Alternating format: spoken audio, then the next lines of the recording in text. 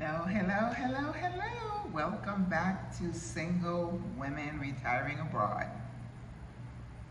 Now, let's say you've decided to retire in Panama. Now it's time for you to learn about your possible new home, right? And hopefully you will do the same for any country that you want to consider as a possible retirement spot.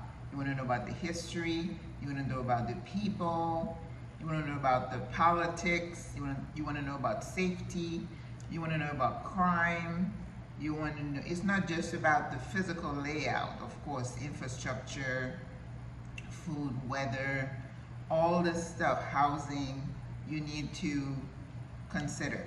Hopefully you have looked at I gave you a blueprint. I think we called it Blaxit Workbook. And I left it in the description with every video. So if you go look, you're going to find it. It's just to jog your memory. You can add to it and do whatever you want with it. I just wanted you to start thinking about some of the stuff you need to consider as you explore your possible new home. And of course, I decided to tell you about Panama. They're not paying me to say anything good about Panama. I'm just a willing ambassador, okay?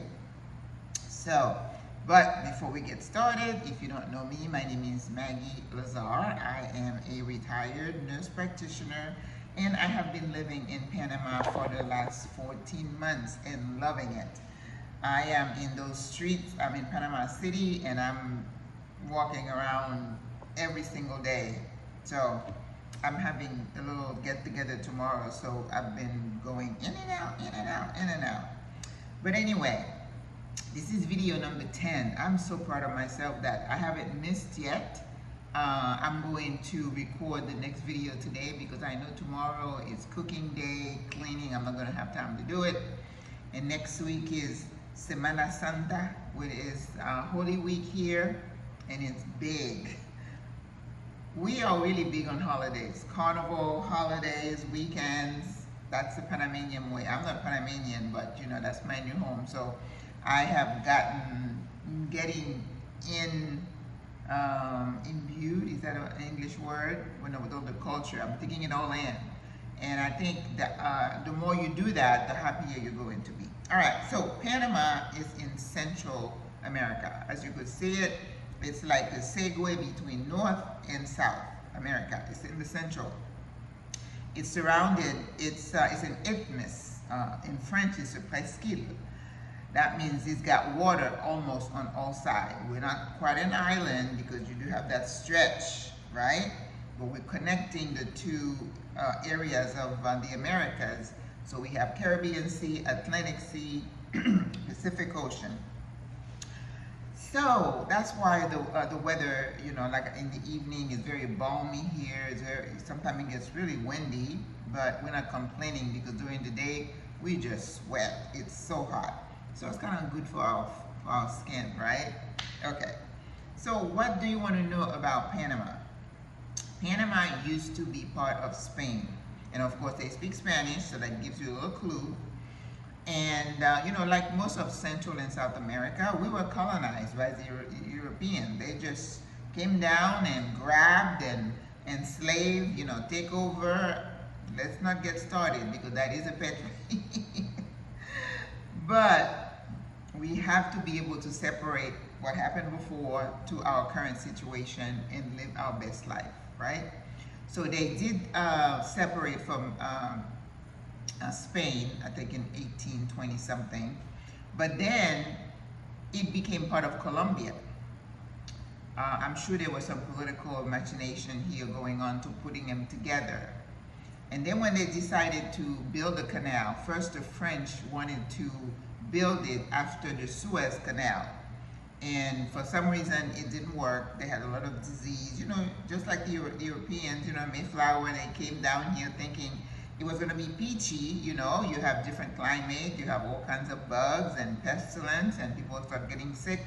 They could not finish it. The Americans came over and they finished it. Of course, the Americans, every time they see something that's going to benefit them, and they want to keep the ships from not going all the way to south, to the end point of South America and turn around. So the canal provided a shorter way for them to take goods down there. So, of course, the Americans managed and they built the canal. We're very thankful for that. But of course, they brought all their ways. You know, when the French were building the canal, they, you know, you need other people besides your countrymen. So they had people from Asia. So all the Chinese came, the Indians came, right? A lot of them died. When the Americans took over, they needed more manpower. So they said, oh, since, you know, they learned from slavery that black people are strong. So they're like, oh, since we're losing all these these French people who just are not strong enough, no pun intended, let's recruit from the Caribbean. You have all these former slaves there, they can do it. So they went and recruited people from Jamaica, from Barbados, from Trinidad, from Haiti. So these people came and they helped finish the canal. What the Americans brought with them was that Jim Crow mentality. So they didn't have Jim Crow laws per se, but they brought the segregationist ideologies with them, meaning we're going to put the white people up here and we're going to put those Caribbean black folks down here. Even blacks from America were a little bit better off than the workers from the Caribbean. If you want to know about the gold system and the silver system, the Americans said, if you are white, we're going to put you in the nicer houses and you're going to have like the special jobs, the managerial jobs. And the menial jobs, the, you know, lower type of jobs, guess who got them? And they got the silver money and silver housing, gold and silver. You know who got the gold and who got the silver. I went to a town here in Panama called Puerto Amuelas, and it's so, you could see it, even from what is left, the gold and the silver and the size of the homes and the way they look compared to the, yeah. But anyway, so that's what happened. So finally, the Panama decided to break away from Colombia. They wanted to be separate in 1903. So now, Panama celebrates 2 Independence Days in November. I don't remember exact dates, but they celebrate independence from Spain, independence from Colombia. So there are a lot of holidays here in this country. And if you hear people celebrating, you hear the music, you see fireworks, it's some feria. We call holidays or party, a feria, okay? So they celebrate. So the whole month of November pretty much is devoted to La Patria, Independencia, and they're very patriotic that way. They do have their flag. It doesn't do anything to us because it's not associated with Jim Crow and with anything else, but they do fly their flags and they're very proud of their heritage, and it's great. And when the polleras, the white dresses and all that fancy stuff they put in their hair, that is a remnant of Colombia. And even the music, the cumbia, that comes from Colombia. So in Panama, you have like a mixture of cultures. You have Spanish culture, so sometimes you go to a place and they have the flamenco dancing, and they can have Spanish cuisine. Then you have indigenous music, indigenous dances and cuisine. Then you have the Afro-Caribbean cuisine. It's the fusion, baby. There is fusion here, actual cultural fusion, okay? So when you look at the population, and that's why a lot of people feel comfortable, or people of color, I would say, feel comfortable being in Panama, is that when you come here, you see a lot of people with brown skin, beautiful, golden brown skin. But their hair texture is different because it's a mix of Spanish and indigenous. So very few people will have kinky hair like me. Most of them have beautiful skin, but their hair is straight, all right? So we call those people mestizos. That means they're a mixture of all three or even two, right? So you also have Chinese people here. I forgot to say, the majority of the people are referred to as mestizos. You know, if it was like, you know, in terms of animals, you would say you're a mutt because you're a mixture. They are a mixture. All right, those are the mestizos. Then you have the Afro-Caribbean, about 15 to 20%, and they tend to be mostly concentrated in a couple of regions. We'll talk about geography tomorrow. All right. So the majority of them mestizos. Then you have Afro-Caribbean, you have some Spanish European, they're not that many, and then you have Asian. We talked about the Chinese. We say Chinese, but maybe they have other countries being Asian. We have to show that we're not ignorant. We say Asian, not all Asians are Chinese, right? 15 to 20%, and the indigenous population is about 12%. The indigenous population, they tend to stay in certain areas. And apparently they kind of had a little revolt in the 20th century to keep their independence. They wanted to protect their culture. That's why if we want to go tour certain areas, some certain indigenous areas, the guides have to get special permission from the chief or whoever is responsible for those indigenous communities, which is beautiful. I have a lot of respect for indigenous folks, and that's where my heart is. If I wanted to do some kind of nonprofit work, that's where I would go. All right, the money here in Panama is the dollar, and you can have Balboa. Balboa, if you hear it, it's usually the coin. It could be a Balboa, but if you take a taxi, like I just took one, it says, "Dos Balboas," it means $2, okay? So dollar to dollar, you don't have to worry about exchange rate, which is great. The food, I talked about the mixture of those 3-4 cultures, is reflected in the food. Panama City is a haven, it's a gastronomic haven, all right?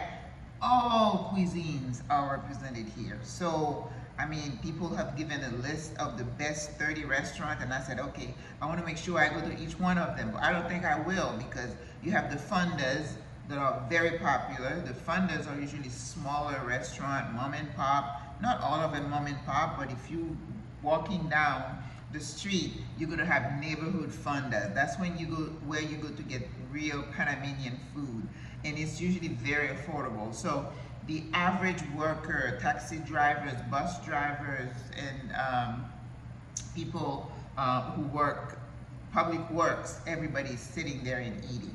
And of course, I'll talk about food in another video, but Korean, Chinese, Caribbean, oh my gosh, Panamanian, French, you find it all here. So if you're a foodie, this is the place for you. Music, again, it's a mix. So when you're listening to the radio, I heard compa. Compa is Haitian, and they love compa. I hear it like I'm on the bus and I'm hearing it. You got reggaeton. There is a debate whether reggaeton was started here in Panama or in Puerto Rico. I don't know. I like reggaeton. There is merengue from the Dominican Republic. You could hear merengue, and you could hear, they love anything Americans, of course. I don't hear a lot of rap per se, and then what I love the most is the music from the interior. It's very unique. They use a lot of accordions, and you go, ah, and there's always, the guys are singing, and there's a lady doing like a, I don't know, it's like a chant that goes up and down. I love it. I absolutely love it. So, music. So, to finish this video, let's just talk about some cultural norms. Panamanians are a peaceful people. There's a lot of respect for authority and the elderly. That's why when you get on a train or a bus, if you're an older person, they will get up and let you sit. And you'd have announcement over the PA system telling you that people with children, pregnant, incapacitated, you need to give up your seat. You see that all the time. Panamanians tend to follow orders. Like if you go in the metro anywhere, you're not going to see people eating, drinking, loitering. Nope, that is not allowed. So don't bring out your bag of chips and start doing it. You're going to be considered rude. All right, so I'm going to stop here just to say that next week, because Catholicism is so big here, they have all kind of parades and procession. They're going to have the Jesus carrying the cross, and I'm all there for it. I already have my list. There is a Facebook page I started, and we called it the Panama Community Calendar, where I try to post things that I'm aware of. So the whole Semana Santa is littered with all kinds of things going on. And of course, there's always music, and there's going to be, I'm sure, fireworks, because that's what we do in Panama. Anyway, so I hope you enjoy this. Like I said, I'm going to continue and do another video, continue with the culture and the history of Panama, so that when you come, you get an understanding of what your new home is like and how it came to be. I'll talk to you tomorrow. Au revoir, à la prochaine. Bye bye.